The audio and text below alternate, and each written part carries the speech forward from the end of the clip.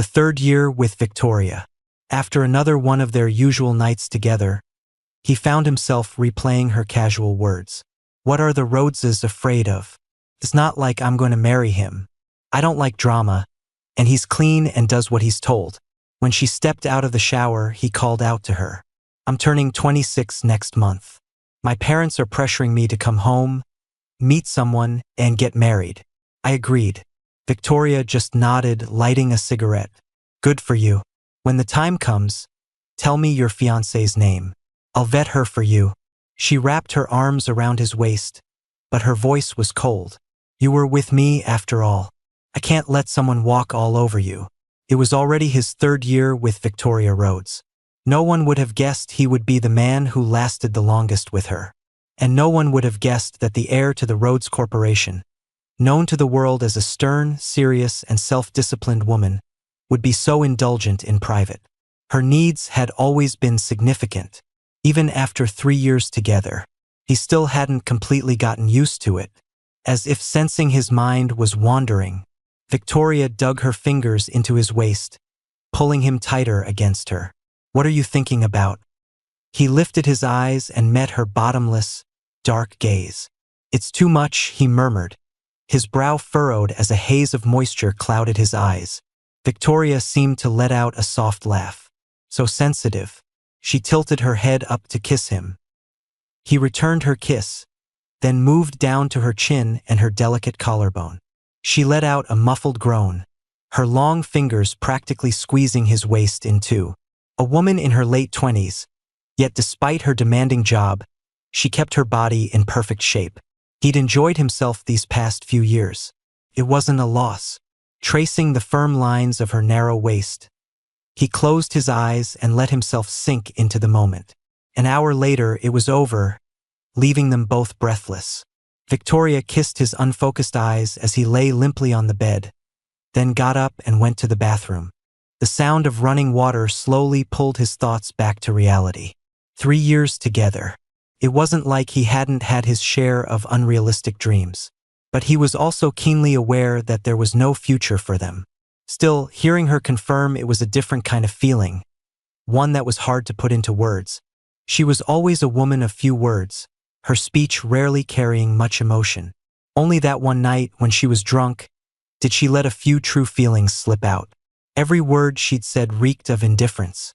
What are the Rhodeses afraid of? It's not like I'm going to marry him. But Vic, you've been together for 3 years. There has to be some kind of connection, right? I don't like drama. He's always been so well-behaved and obedient. I'm a germaphobe and he's clean.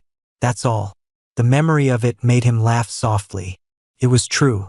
When he first got with her, he was a blank slate, knowing nothing. She had molded him, bit by bit, according to her own tastes. Now, the man Leo Vance had become, from his style of dress to his moves in bed, was exactly what she liked. But that was all. Victoria came out, her hair dry, and started to get dressed. As she was tying her scarf, he said her name. Victoria. I'm turning 26 next month. What do you want for your birthday? She leaned in to kiss him, but he turned his face away. My parents want me to go back home, meet someone, and get married. Victoria glanced at him, then let go of her scarf and nodded. She picked up a pack of cigarettes and a lighter from the table and lit one. He walked over and opened the window. Her deep voice came from behind him. Good for you. His fingers unconsciously tugged at the tassels on the curtains. He stared blankly out the window. This was the heart of New York City, where an inch of land was worth a fortune. Luxury apartments here went for tens, even hundreds of millions. If it weren't for Victoria, he wouldn't have even had the chance to set foot in a place like this. But Victoria came up from behind and wrapped her arms around him, a faint smell of tobacco enveloping him. When the time comes, tell me your fiancé's name. I'll vet her for you. Her lips brushed against his ear. Her touch was gentle, but her voice was cold. You were with me after all. Her tone was light, tinged with a rare hint of amusement. I'd hate to see someone walk all over you. He tried to force a smile, hoping it didn't look too stiff. You don't have to. The hand on his waist seemed to tighten for a moment, but then it relaxed. He took the opportunity to step out of her embrace. I'm on leave for the next 2 days. I'll pack my things and move out as soon as I can. Victoria stubbed out her cigarette and gave him an emotionless look. Suit yourself. She turned and went into the walk-in closet. A moment later, she emerged with her coat. He watched her walk toward the door, all the way to the entryway. Victoria. She stopped but didn't turn around. He stared at her back, a little dazed. He couldn't imagine that just a few minutes ago, she was kissing him, calling him Leo. A sudden sting filled his nose, and he fought back the tears that threatened to spill. Should I leave the keycard with security or whatever? I'm not living here anymore. With that, Victoria opened the door and left. The sound of the door closing was a bit too loud, like a fist slamming into his heart. After she left, the whole apartment felt instantly empty. He sank onto the sofa, drained of all energy, and sat there for a long time. Then he forced himself to start packing. Once his bags were packed, he started writing his resignation letter. He still had some work to hand over before he could officially leave. He would have to stay in NYC for a few more days. He booked a cheap hotel online and checked in. Suddenly, he had nothing but time on his hands. An old college classmate who had returned with success from abroad was organizing a reunion. The hotel he booked was incredibly high-end. Since he was in the city, it would look bad if he didn't go. He just didn't expect Tina Lynn, the queen of campus from his college days, to be there. The moment she pushed open the door to the private room, a stir went through all the guys. Tina, you're back in the country. Wow, you're even more beautiful than you were in college. Tina, you know I had a crush on you for 2 years back in the day. Who didn't have a crush on Tina? Right, Leo? The guy next to him grabbed his arm, shaking it excitedly. He instinctively looked toward Tina. She stood there, an elegant trench coat draped over her arm. Her figure was as slender and graceful as he remembered. Her gaze passed over the crowd and landed on him. Leo, long time no see. Tina, long time no see. A gentle smile slowly bloomed in Tina's eyes. You've matured a lot. You're even more handsome. After the party, everyone tactfully arranged for Tina to give him a ride home. He'd had a little to drink. His face was flushed, and his steps were unsteady. As they got out of the elevator, Tina thoughtfully supported him. He quickly thanked her, but before he could pull his arm away, he felt a sharp gaze from a distance. He looked over instinctively and met Victoria's cold stare. She was surrounded by a group of people, standing under the magnificent lights of the lobby. Her beautiful, chilly face was as expressionless as ever, but you could clearly sense her displeasure. He was only stunned for a couple of seconds before he looked away and continued walking. But Tina called out to him. Leo, wait for me a second. I'm just going to say hi to a friend. He stood there and watched as Tina walked smilingly toward Victoria. Victoria, long time no see. It really is a small world. They chatted and laughed like old friends. He decided to walk a little farther away to avoid them, but he couldn't help but overhear Victoria's unhurried voice. Your boyfriend? Tina laughed. He's just a friend from college, a few years younger than me. After a pause, she added meaningfully, as for a boyfriend, I'm still working on it. Victoria gave a slight nod. He's handsome. Good luck with that. Tina was clearly surprised but also delighted. You think Leo's handsome too, don't you? Back in college, he was just this sweet, innocent, naive kid. I almost didn't recognize him after all these years. Victoria's gaze fell once more on his straight back. He was dressed impeccably today. A fitted shirt outlined his broad shoulders and narrow waist. He really did look different. She said coolly, I have something tonight. We'll catch up properly another time. Okay, you go on. I'll take Leo home first. Tina watched Victoria get into the elevator before turning back to him. Sorry to keep you waiting. Let's get you home. He shook his head, followed her out, and got into her car. That woman earlier, the heir to the Rhodes Corporation, is really something else. Is that so? I don't really know her. We were high school classmates for 2 years. Then she went abroad. Tina glanced at him, but she seemed so cold and hard to get to know. You wouldn't guess it, but she was a total hopeless romantic when she was younger. His fingers unconsciously tightened on the seam of his pants. For a second, he felt his heart skip a beat. It was a guy she was dating when she was studying abroad. From Hong Kong. His family was crazy rich. They were the golden couple of the international student scene back then.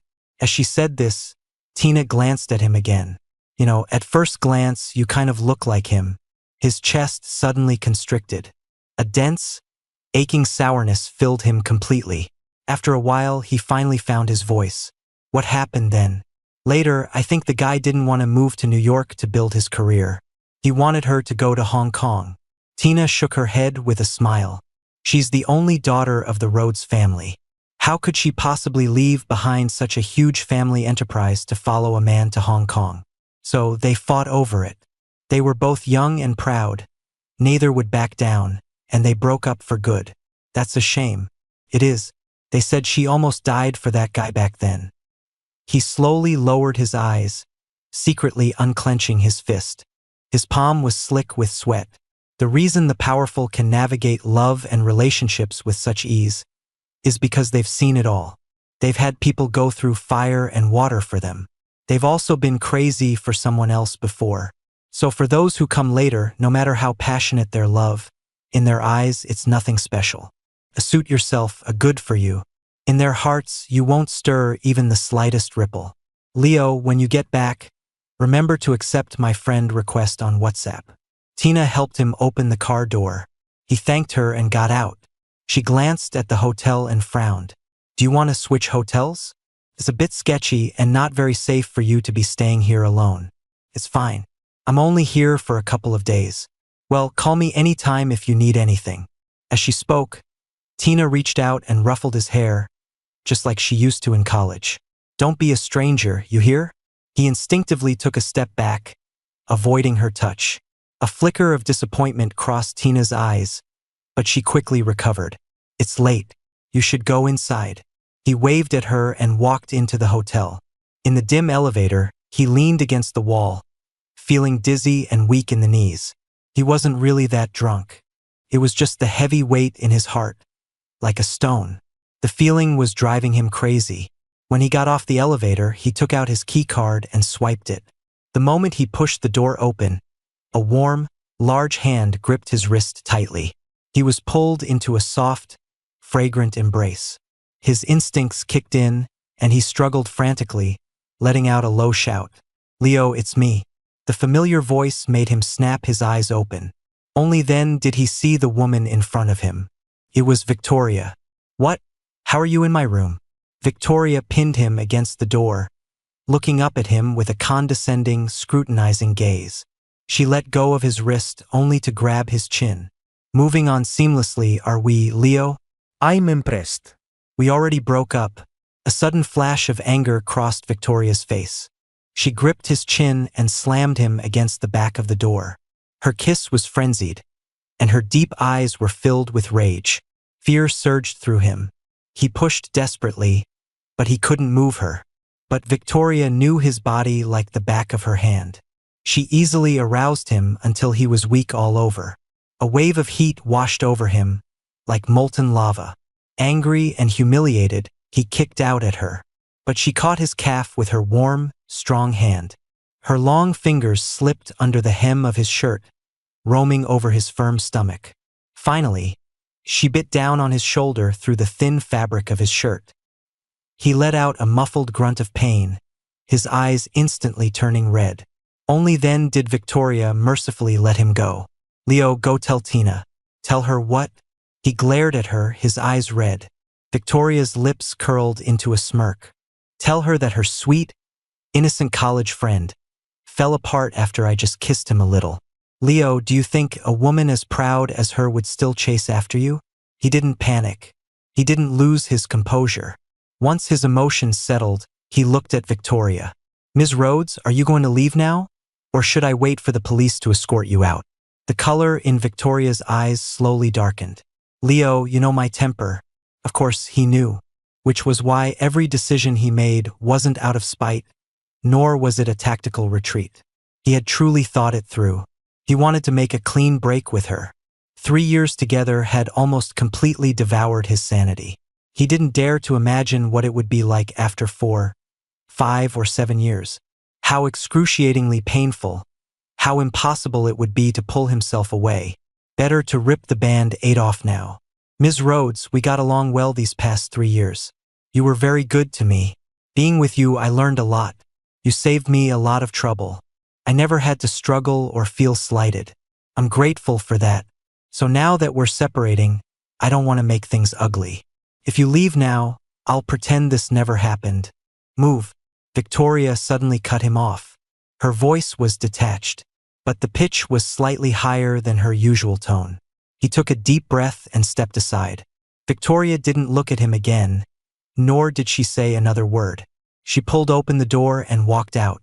Tonight's incident was already the limit of what she would do. She was a cold-hearted person, and she never liked to force anyone. A privileged upbringing and exceptional abilities were enough to support a lifetime of pride and self-confidence. She would never bow her head.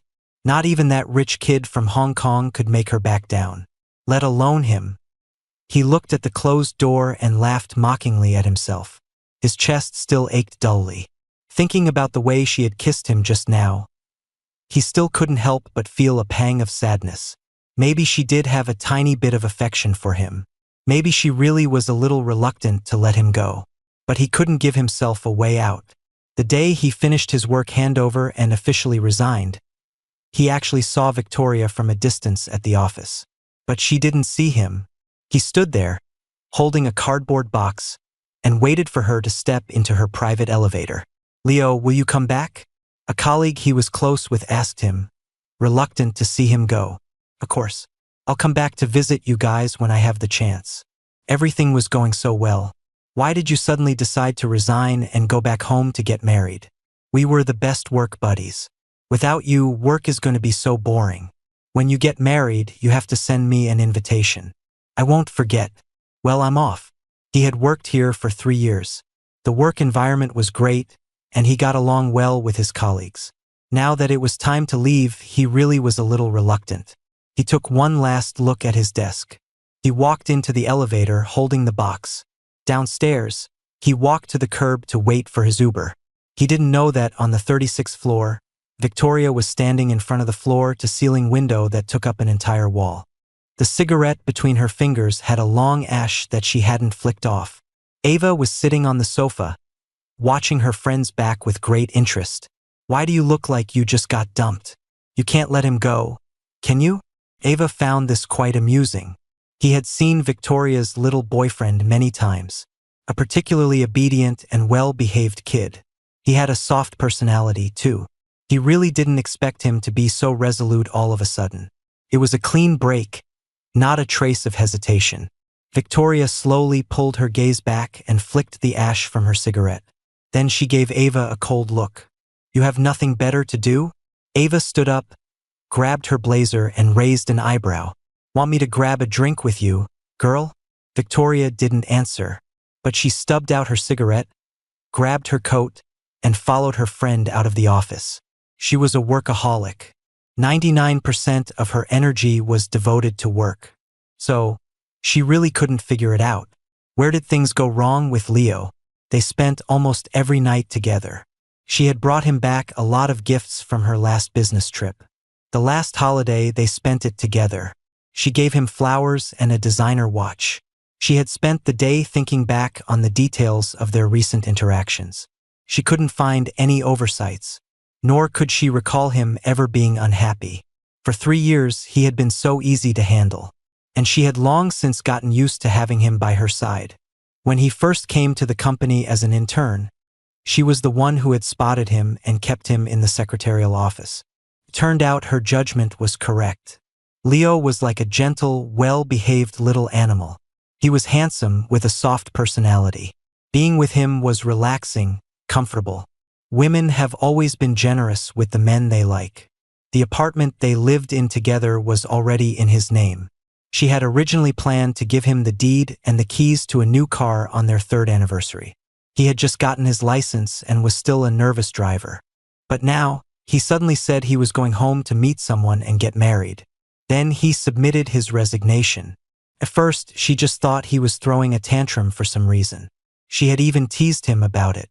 But then, in a blink of an eye, she saw him on a date with Tina Lynn. Sitting in the car, Victoria sent a text to her trusted assistant. Look into Leo Vance's college days. A campus queen and a handsome, obedient younger student. So, it was perfectly reasonable to assume something had happened between them. Victoria couldn't help but frown. If Leo had been in love with Tina, then what did it mean that he had accepted her pursuit? Victoria felt an inexplicable fire burning inside her.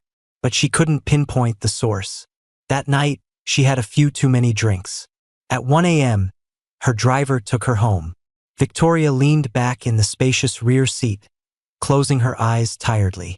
Her phone suddenly vibrated a few times. Victoria picked it up and opened it. It was a text from an unknown number. Victoria, I'm in NYC. Come pick me up. Not long after he returned to his hometown, a former colleague sent him a piece of gossip. Leo, our cold and distant CEO, Ms. Rhodes, is in the news. Looks like it's her first love, a real getting back together story. He was lost in a daze for a moment, but then he masochistically clicked on the video. It was a series of blurry photos taken by paparazzi. A late-night airport pickup. A photo of a young man getting into a car. It wasn't clear, but you could still imagine how handsome the male lead must be. The last was a photo of the two of them sitting across from each other at a restaurant. Victoria used to take him to that restaurant often. The media used over-the-top language. The epic love story of a Hong Kong tycoon and a New York heiress, spanning 7 years. It sounded incredibly touching. No wonder there's never been anyone by Ms. Rhodes's side. Turns out her heart was already taken. He replied with a few words and then closed the messaging app. That day, Tina had casually mentioned that he looked a bit like that guy. Perhaps that was the reason Victoria had noticed him when he first joined the company. Timid and a little unpolished. There was no such thing as love at first sight. It's just that people tend to fall in love with the same person over and over again. After 3 failed attempts at arranged dates, Tina sent him a text. Leo, why can't you consider me? Back in college, like all the other guys on campus, he had also been attracted to the beautiful and talented Tina Lynn. Later, they got to know each other in a club, and she was very kind and took good care of him. He was young then and had secretly thought that she treated him differently from the other guys. That maybe she liked him a little, too. Later, he accidentally saw her hugging and kissing the famous heartthrob from the athletics department. Only then did he realize that in Tina's eyes, he was just a cute underclassman. His youthful dreams were shattered, but he didn't stay sad for long. After that, he slowly distanced himself from her. When Tina graduated and went abroad, she told him to keep in touch. He smiled and agreed, but in the following years, he never once reached out. Until now, when they met again, all he felt was the ordinary affection of a former classmate. Leo, why aren't you replying? Tina, I'm almost 26. I'm not interested in a relationship that goes on for years with no end in sight. Tina called him. Leo, you're almost 26, but I'm already 28. I want a family even more than you do. So, do you understand what I mean? Can you let me think about it? Of course. In the 2nd month after returning home, his father's old illness relapsed. He had cancer 10 years ago, and the surgery was successful. But 10 years later, it suddenly relapsed without warning, and this time, there was no hope. The doctor said he had 3 months at most. When the test results came back, his mother broke down, sobbing. It's all because of that shameful business of yours in New York. Last year, that woman drove you back. You could tell her car wasn't cheap. Later, your cousin said it was a Bentley worth at least a few million. All our relatives and friends were gossiping, saying you were being kept by some rich woman in New York. Ever since then, your father has been holding in his anger. Every time your marriage came up, he'd just drink and get upset. That's why it came back. His mother started crying again. Leo, she's way out of our league. We're not the same kind of people as a woman like that. When you suddenly quit your job and came home, I knew. She was done playing with you, and she threw you away. Your dad felt bad for you, but didn't dare to ask. He could only drink by himself. Let's just find a normal girl to marry. so your dad can go in peace. Can you do that? He stood for a long time before finally nodding. Okay, I'll listen to you. When Tina found out about his father, she came to his hometown overnight. She helped contact hospitals and specialists. She ran around, putting in a lot of effort. With her looks and personality, she was already very likable. She easily won over his parents' hearts. When they found out they were college alumni and that Tina came from a good family, they were even more delighted. Hearing that he still hadn't accepted Tina's advances, his parents started to blame him. It was Tina who defended him, speaking up for him. It's also because I haven't been back in the country for years. Leo and I grew apart. We just need to give him some time to get used to the idea. Uncle, Auntie, please don't blame him. It's my fault for not doing enough. That day, as he was seeing her off, Tina stopped him. Leo, I have my own selfish reasons for this too. My family is pressuring me to get married. They're pushing me to go on dates and I don't want to. So I told them I already have a boyfriend and we're planning to get our marriage license. Your uncle's health isn't good, and your marriage is also a weight on his mind. Leo, if you think I'm a decent person, why don't we give it a try? Feelings can be developed over time. Leo, I'm not pressuring you. Can I give you an answer tomorrow? Tina ruffled his hair, her smile gentle. Okay, but I'm afraid I won't be able to sleep tonight. After breaking up with Victoria, he never actively sought out any news about her. But that night, he searched for all the recent news related to her. She hadn't denied the rumors of getting back together with the Hong Kong tycoon, but all related photos and videos had been scrubbed from the internet. Victoria's most recent public appearance was at a banquet hosted by a major figure in NYC. A reporter tried to ask her about her personal life. Her expression was cold, and she didn't say a word. Her bodyguards immediately blocked the reporter. That was the first time in months he had seen her up close. Even though it was through a screen, he felt like she was a complete stranger, as if the 3 years they had shared a bed were just a dream he had imagined. As he was closing the webpage, he happened to see a post on social media. The post was tagged with Victoria's name and had just been posted to her fan page. Girls, I think I just ran into Ms. Rhodes and her first love, the one that got away. The accompanying photo was blurry, but he recognized Victoria's back immediately. She was walking side by side with a tall young man on a deserted street late at night. The young man was turned toward her, saying something, his smile radiant. The post quickly garnered over 1,000 comments. They look so good together. My sister was in their circle when she studied abroad. She said Ms. Rhodes and Mr. Ito were super sweet back then. Tell us more. My sister said it was like watching a romance drama every day. I mean, a handsome guy and a beautiful girl like that. It's a once-in-a-lifetime sight. After they broke up, Mr. Ito tried to kill himself. He almost died. He stared at this comment, stunned. Tina had told him a little about Victoria's past. But at the time, she said it was Victoria who almost died after the breakup. But the comments said it was this Mr. Ito. In truth, these old stories had nothing to do with him.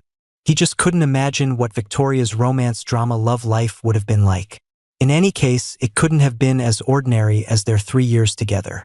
The day he and Tina got their marriage license, she asked if she could post about it on her social feed. He agreed without a second thought. Tina was in high spirits. She pulled him in for several photos and tagged a bunch of friends. He also picked 2 photos and posted them. Just 3 simple words. I got married. A moment later, Tina's phone started ringing. But she didn't answer, just kept hanging up, tirelessly. Should you get that? He pointed to her phone. He had a feeling her mood was a little off. Wait for me in the car for a bit. Tina saw him to the car, then walked away, clutching her still ringing phone. Her back was to him, so he couldn't see her expression. The car door was closed, so he couldn't hear what she was saying. But somehow he didn't really care. His parents were overjoyed. They posted their marriage certificate and a photo in the family group chat. Then they sent out several large red envelopes of money. He smiled, sent money of his own, and exited the chat. Just then, a call came in. When Victoria's name flashed on the screen, he felt dizzy for a moment. But he quickly composed himself. The phone rang until it stopped. He didn't answer. Victoria was acting strangely. A few seconds later, she called a second time. This time, he declined the call. And she didn't call again. Tina finished her call, but she looked upset. She rushed to the car. Leo, I'll take you to the hospital to see your dad first. I have something urgent to take care of. Okay. At the hospital, he had just gotten out of the car when it sped away. He stood there for a moment, then gave a small laugh. They were all adults. They all knew the score. Who doesn't have a past? Who doesn't have secrets? That evening, Tina called to say she had urgent business and had to return to NYC overnight. He didn't ask much, just told her to be careful on the road. After hanging up, he stood at gate of the hospital, waiting for an Uber. A third-tier city can't compare to the bustle of places like New York. It was just past 10, and the streets were already thinning out. He idly kicked at leaves on the ground. He didn't even notice Victoria's Bentley pull up in front of him. Not until a car behind him honked. He snapped his head up and saw the familiar car. He felt like he was frozen in place, unable to move. The rear window rolled down, and Victoria's voice was as calm as ever. Leo, get in. He slowly came to his senses, but he took 2 slow steps back. In the distance, the Uber he'd called had arrived. It was pulling over to the side of the road, its hazard lights flashing. He didn't look at Victoria anymore. He strode toward the car. Leo! Victoria's voice suddenly rose. His steps faltered, but he didn't turn to look at her. He was afraid he would break down, that he would give in. In front of the person you love, you're always a little more vulnerable. He didn't want to fall deeper into the trap. He didn't want his father to leave with regrets. He didn't want to become a joke to others, the guy who was played with for a few years and then tossed aside. He didn't want to be the only one left scarred in the end. He walked quickly to the Uber, pulled open the door, got in, and told the driver to go. He just didn't expect Victoria's car to follow them. Hey kid, is that car following us? The driver asked quietly, looking in the rearview mirror. Don't worry about it. Just drive. He leaned back in his seat, watching Victoria's car tailing them in the mirror. He knew he was weak. Several times he almost told the driver to stop. But in the end, he forced the words back down. Stop for what? To go back to her side. To continue this ambiguous relationship. To waste his entire youth. Sure, he could get a lot of money, a lifetime of financial security. But maybe he would have to live in the shadows forever. Just like how he worked by her side every day and slept by her side every night. But no one at the company knew he was her boyfriend. After paying, the taxi driver told him to get home safe. He thanked him and, without a single glance back at Victoria's car, hurried toward the gate of his apartment complex. But Victoria grabbed his wrist. Leo, we need to talk. I don't want to talk to you. We have nothing to talk about. He tried to shake her hand off, but she held on tighter. Fine. Then I want to talk to you. Whatever it is, we can talk tomorrow. It's late. Leo, is it because of Tina that you broke up with me? No. You had a crush on her in college. Now your dream has come true, right? No. He couldn't take it anymore. He looked up at the woman in front of him. He didn't know where her anger was coming from. He didn't know why she was angry. Maybe it was because someone she thought she had complete control over had suddenly broken free, and she couldn't adjust. Maybe it was because he and Tina got their license so quickly. It was a blow to her pride.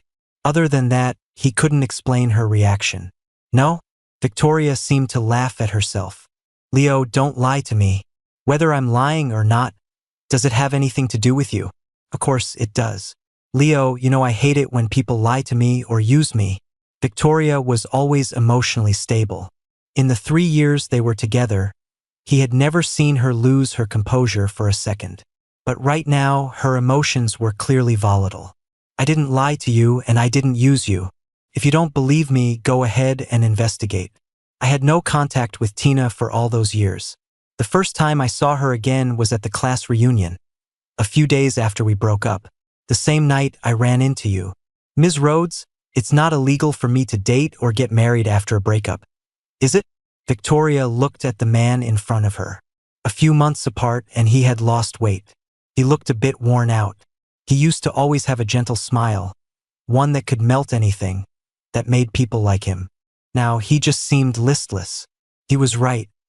He and Tina had indeed only met for the first time after he broke up with her. And it wasn't illegal to date or get married after a breakup. But a fire was smoldering inside her, and the pent-up emotions were swelling in her chest. Kept her up at night. Ava had once told her, "You're just used to having Leo around all these years. Usually, it only takes 21 days to adapt, forget, and start over." First, she thought so too. Since Leo liked Tina, and they were getting back together, then she could wish them well. But from the day they broke up until today, 3 sets of 21 days had passed. She couldn't forget him. It was like an addiction she couldn't break. In fact, she had later asked Ava, "You and Julia have been apart for 3 years. Have you adapted, forgotten, and started over?" The only answer she got was a long, long silence. In that moment, on her friend's face, she saw her own reflection, the same sense of loss. "Ms. Rhodes, do you remember when you drove me back to my hometown last year?" He smoothed his hair, looking calmly at the woman before him. Actually, what his relatives said wasn't wrong. In his eyes, it was a 3-year relationship. In Victoria's eyes, it was more like a 3-year arrangement. Of course. He lowered his eyes and smiled. "My relatives saw your car back then. After that, rumors started spreading in my hometown, saying I was being kept by a rich woman in New York. My dad got so angry he argued with them, almost got into a fight. And that's when he started drinking again because he was in a bad mood. This year, his cancer relapsed. Leo, why didn't you tell me any of this? If I told you, would you have married me?" He looked up, a slight smile on his face. "My family and I, we're all just ordinary people. My parents, they don't expect me to marry into wealth or climb the social ladder. They just want to live honestly, and for their son to have a simple, smooth life. But you wouldn't have married me." If he hadn't overheard what she said that day, maybe he wouldn't have woken up and gotten out so quickly. "So because Tina was willing to marry you, you married her?" Victoria's eyes were faintly red. "Leo, marriage isn't a game. But that's how the world works. A relationship without marriage is just a castle in the air." He couldn't help but laugh at himself. "Besides, you don't have that many feelings for me anyway. Leo, you are not me. But I can feel it. Victoria, you've been in love before, so you should know what it's like to truly love someone." She didn't answer, just frowned and fell silent. "All right, we've said everything that needs to be said. I can swear, when I was with you, my heart was always with you. Victoria, for those 3 years I really did love you. But that's it. That's all it was. Let's part on good terms and not bother each other anymore. Okay?" He gave her one last look, fighting back the tears that threatened to fall. This was always his nature, but Victoria had never bothered to understand him. In a relationship, he would give his all, never letting his mind wander. But when it was over, it was truly over. No dragging things out, no lingering attachments. Even if it was painful, he would just grit his teeth and endure it. "Leo!" Victoria called out to him again. "I was going to give this to you on our 3rd anniversary. Now, consider it a wedding gift." She handed him a manila envelope. "You know my personality. I don't take back things I've given away. If you don't want it, or if you think it will cause you trouble, you can throw it away." After she finished speaking, she stuffed the envelope into his hands and turned to leave. What Victoria gave him was the deed to the 3,000 square foot apartment in New York, and the keys to a top-of-the-line Volvo. He had just gotten his license and was still a nervous driver. It was Victoria who had taken the time to drive with him for 2 days. Perhaps she knew he was a cautious driver, which was why she didn't choose some flashy sports car. She said it was a 3rd anniversary gift. Now it was his wedding gift. The emotions that had been building up all night finally broke. His eyes stung and his vision blurred. He sat alone for a long time, unable to describe his feelings. He didn't regret the past 3 years. For those 3 years, maybe she did have some real feelings for him. There's a common saying, "Where the money is, the love is." Although these things were nothing to her, at least they made him feel that the past 3 years hadn't been just his own personal chaos. That was enough. Tina had been back in NYC for 5 days and hadn't contacted him. At the hospital, his mother was a little worried. Did something happen with Tina? Why haven't we heard from her? And Leo, did she say when she's going to take you to meet her parents? Mom, she already said she'll bring her parents to visit us. You just focus on taking care of Dad. Don't worry about anything else. I just have this uneasy feeling. I mean, with Tina's credentials, his mother didn't finish, but he knew what she meant. Your son's not so bad either, he said, trying to comfort her with a smile. I'm just afraid because of your last relationship. It's not shameful to break up after a normal relationship. I just hope she doesn't get the wrong idea. He didn't say anything. It was normal for people to think that way. The difference between them was just too vast. Tina's call came. Leo. Her voice sounded tired over the phone. I'm so sorry, but my parents' visit to your family might have to be postponed for a few days. My mom isn't feeling well. She's in the hospital. It's okay, Tina. You take care of your auntie first. There's no rush. Leo. Tina seemed to hesitate. Tina, I understand. If we have to separate in the future, can we wait until my dad? Leo, don't say that. Marriage isn't a game. They both said the same thing, but their actions were worlds apart. You should get back to it, Tina. He hung up. In the hospital room, his parents were talking about something. It was a peaceful, serene atmosphere. He didn't want to go in and break the calm, but somehow he felt that the peaceful days wouldn't last much longer. Tina hadn't returned, but there was new news from the hospital. A specialist returning from abroad happened to be consulting at the hospital, reviewed his father's case, and proposed a new treatment plan. At worst, it could extend his life by 6 months. He and his mother agreed without hesitation. The treatment costs naturally multiplied, but luckily, he could still afford it. He just never expected that when he went to pay the bill, the nurse told him someone had already deposited $1 million into his father's account. He instinctively thought of Tina. He called her, but she was surprised.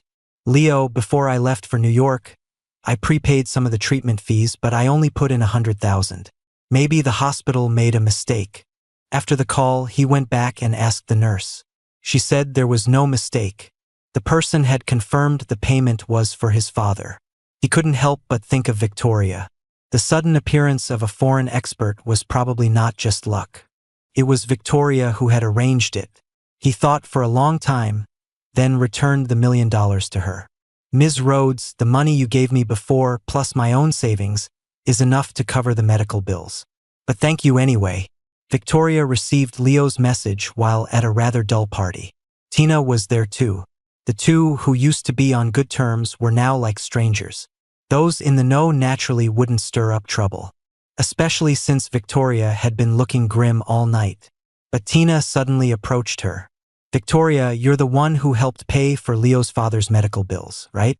Victoria, who had just received the money transfer notification, was already in a foul mood. Tina's question made her uncharacteristically sarcastic. I am. As Leo's former boss, am I not allowed to show a little charity? Of course you can. Tina's tone was as gentle as ever. It's just that Leo is my husband now. These are things I should be doing as his wife. Victoria, I'll return the money to you. I appreciate the thought, but no need. Victoria suddenly stood up, her voice cold. It's just $1 million. I'll consider it a charitable donation, but I do mind. Tina smiled. Victoria, no woman wouldn't mind this kind of thing, right? Then you can go on minding it. Victoria's gaze fell coolly on Tina's face. Leo and I were together for 3 years. You should know that by now. A dead silence fell over the room. Everyone knew Victoria never discussed her private life. For years, the outside world had assumed she was single. But now, she was openly saying she had been with a man for 3 years. And that man was now married to her former classmate. He was single, I was single. Dating is normal. I've had boyfriends before, too. Tina's smile deepened. But Leo and I are husband and wife now. The emotions in Victoria's eyes were dark and unreadable. Only in the legal sense. The implication was clear. In practice, they had no marital relationship. It's just a matter of time. Something urgent came up in New York that delayed things. You know how Leo is. He's very sweet and shy. Of course, she knew. The first time they had sex, Leo was so nervous his body was stiff as a board. She had to coax him for almost the entire night before he relaxed. At the time, she had even considered giving up, thinking men were such a hassle. But she couldn't bring herself to do it. Leo was the man she had chosen herself. Naturally, every part of him suited her taste. But now Leo was Tina's husband. It was perfectly normal for them to sleep in the same bed and do what married couples do. Yet Victoria felt a thorn prick her heart. That thorn made her restless. She couldn't even bear the thought of it. She had also never hated someone so much. She couldn't stand to look at Tina's gentle, beautiful face for another second. I'm not in a hurry. After all, we have a lifetime. That last sentence from Tina seemed to instantly push all of Victoria's buttons. She was never one to air people's dirty laundry in public. She always kept her distance from gossip and drama. But at this moment, she found herself absurdly fighting with another woman in public. Ms. Lin, should I remind you of something? Why did your mother suddenly fall ill and get hospitalized? Could it have something to do with your half-brother? The color drained from Tina's face instantly. If you have any conscience left, Tina, you should go and confess to Leo as soon as possible. With that, Victoria didn't linger and left the hall.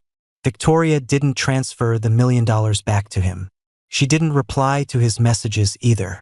A person as proud as her, who had had a smooth life from birth until now, was probably just annoyed by this one ungrateful person. At 3 a.m., while he was fast asleep, there was a knock on his door. He groggily got up and looked through the peephole, surprised to see Tina. In the dimly lit living room, half awake, he listened to her love story. Leo, so that's basically it. I was in a rush to get our license for my own selfish reasons. I was desperate. Mark had disappeared without a trace. He told me he would never come back unless I got married. We were on and off for years, but my mom would never accept him. I know his mom ruined my parents' marriage. Tina gave a bitter smile. But Leo, feelings are a mysterious thing. No one can control them. When I married you, my mom was actually quite happy. She wanted to come visit your family right away. But then Mark came back to find me. When my mom found out, she got so angry she ended up in the hospital. Tina covered her face in agony. Honestly, Leo, I'm so tired after all these years. At first, I just wanted to use our marriage to force him to come back and see me. But when he really did come back, I wasn't as happy as I thought I'd be. Leo, all these years, do you think I was wrong? I hurt my own mother, I hurt Mark, and I hurt you, an innocent bystander. As she spoke, she suddenly lost control and hugged him. But Leo, I think I'm really falling in love with you. When Victoria transferred you the money, I was so jealous, and knowing you were together for 3 years, I felt even worse. Leo, can you give me some time? I want to build a real life with you, Leo. But he gently pushed Tina away. We were just using each other. Actually, I should thank you. You put my dad's mind at ease. He's been doing much better lately. When my dad, he paused, then continued, we'll go get the divorce papers. Leo, you should go back. Just come to the hospital to see my dad when you have time. Tina stood up shakily. Her eyes were red, her expression a mix of pain and conflict. But in the end, she said nothing more and turned to leave. His father didn't make it to 6 months. On his deathbed, he held his hand, but his gaze shifted to Tina. He couldn't speak anymore, but he could guess what he wanted to say. Parents love their children. How could they not see what was going on? He was worried about his future marital happiness. Fighting back tears, he gently took Tina's hand.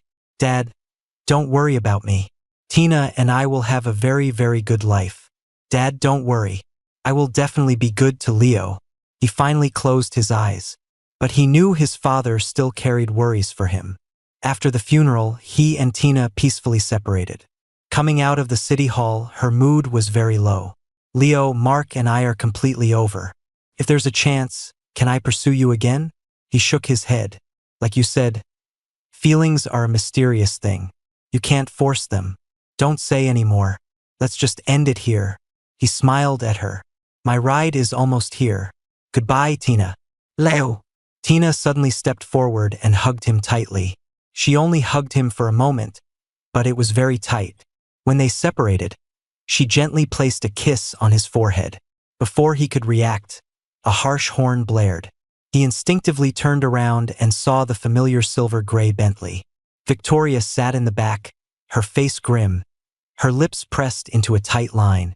For some reason, the gloom that had been hanging over him for so long suddenly felt like a cloud had been lifted. He couldn't help but smile. After splitting with Tina, he didn't get back together with Victoria. He just went on with his work and life as usual. He even went on one arranged date. When Victoria heard about it, she called him. "Next time, before you go on a date, let me vet them for you first. Haven't you learned your lesson?" Or, "Leo, do you want to give it another try with me?" He thought about the bizarre woman he'd met on his last date and suddenly felt that Victoria's proposal wasn't so bad. Later, he himself couldn't quite say if he and Victoria were back together or not. But after being single for so long, and with her having spoiled his tastes, he did miss it. So when she made a move, he went along with it. But before they went all the way, he asked her a few questions. About the things she said when she was drunk that day. About the one that got away from Hong Kong. Victoria was surprisingly honest. "I really didn't want to get married back then. You know, my family situation is complicated.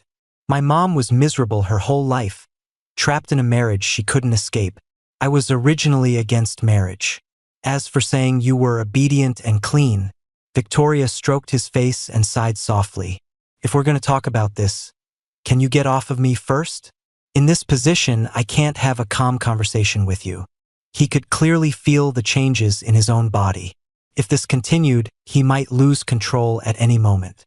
He got off her, but one of his legs was still pressed against hers.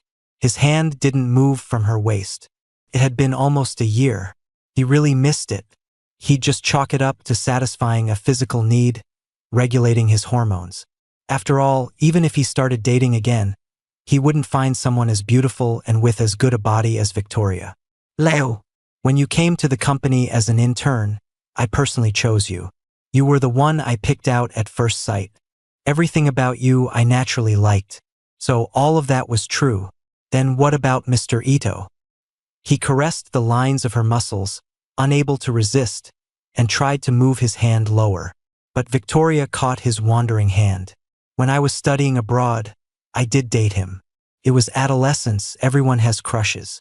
But after 2 weeks, I found out he was too wild. Drugs, messy friends, so I broke it off. The breakup was ugly.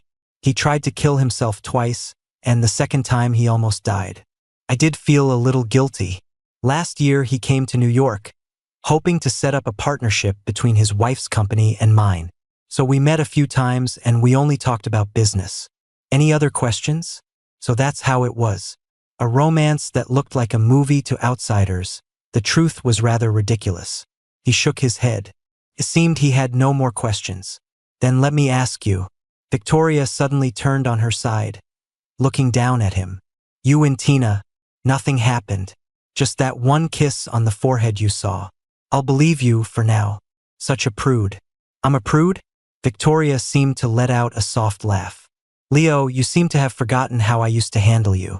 I'm really starting to forget. Besides, it's been over a year. Who knows if it still works." Before he could finish, she had him pinned beneath her, pressing down hard. His head nearly hit the headboard, but she reached out and cushioned it just in time. He was a little scared and tried to play the pity card, his old trick. Victoria knew all his moves and simply flipped him over. He couldn't take it, his voice choked. "Victoria, we don't have a condom." She leaned down to kiss him, her hot breath on the back of his neck. "Leo, we're gonna get married." He froze. "But I'm a divorce." The atmosphere hung still for a moment. Then the response was a furious, storm-like thrusting. Much later, Victoria bit his neck lightly. "You are never to say that again." He never did say that again. In the long years that followed, he never brought up that ridiculous episode with Tina. But the matter of getting married was always put on hold. After all, he had a career now, didn't have to worry about money, and life was pretty damn good. But Victoria never let it go. Over the years, Tina's career had been on a steady decline. She became withdrawn, no longer the gentle, beautiful woman she once was. Meanwhile, Victoria's career soared. He also found a job he loved and was doing exceptionally well. On his company's anniversary, Victoria had a few too many drinks. That night, in a drunken haze, she said to him, "Leo, you have no conscience." "How do I have no conscience?" "You know exactly what I mean." He wanted to laugh. Okay, I have no conscience. When are we getting married? Don't you think our current situation is great? We're comfortable together, happy. No Thais, no chance. He was no longer the person he used to be, who just wanted to live a conventional life. Now, what he wanted most was to please himself first. "So you could leave at any time, is that it?" He smiled and buried his face in her chest. "Victoria, I still love you very much right now. As for the future, let's just let it happen naturally."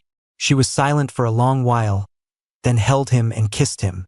"Can I have another drink tomorrow?" No. Her stomach wasn't good, and he had already forced her to quit drinking. "But Ava and Julia are coming tomorrow. I haven't seen Ava in a year, and they're remarried. Doesn't that deserve a celebration?" Her words had a hidden meaning. He didn't take the bait but nodded in agreement. "Just one drink, then. And that's it. Fine." "So bossy. Well, you're the one who picked me. I guess I'll take responsibility for my choice." She probably never imagined that this one choice would define her entire life.